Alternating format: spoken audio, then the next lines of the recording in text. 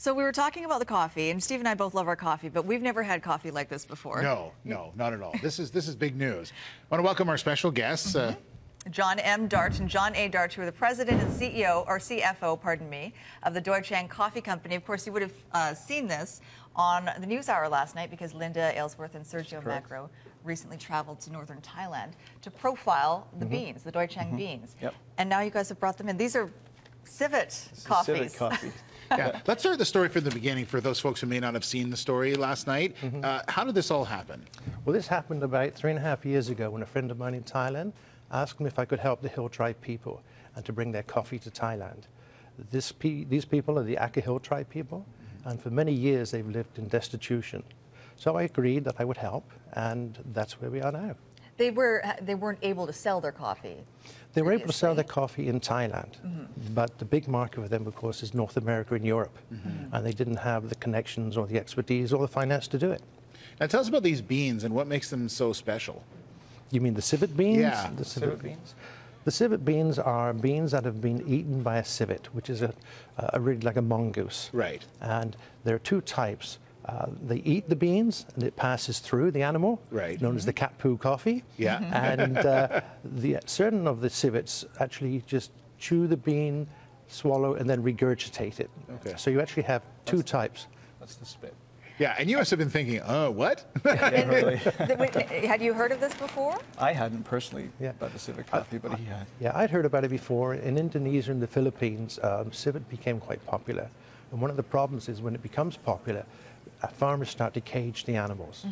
And caging the animals, force feeding the animals, you have a problem with, obviously, it traumatizes the animals. Sure, yeah. And the animals cruel, do not get to choose. And they don't feed them the best berries either. Right. In the wild, they go out, they pick the ripest.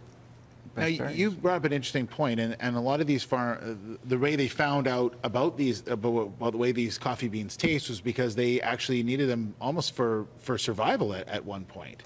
At one time, the people who used to drink the civet coffee were essentially the slaves who used to work on the plantations. Right. And because they weren't able to have the coffee themselves, they would go and pick up the beans from the forest. That's right. And they would process them and drink them. And somewhere along the line, somebody decided they would try them and found out that actually the coffee does taste quite good. Delicacy. John, what do you think of it?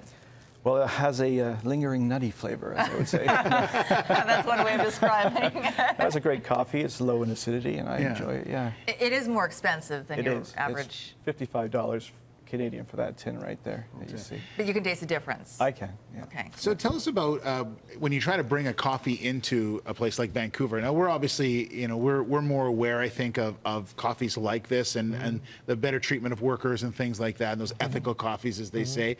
How do you start a coffee line in Vancouver? Like, where do you go to first, and has it been successful? Well, it's been successful, but where do you go to first?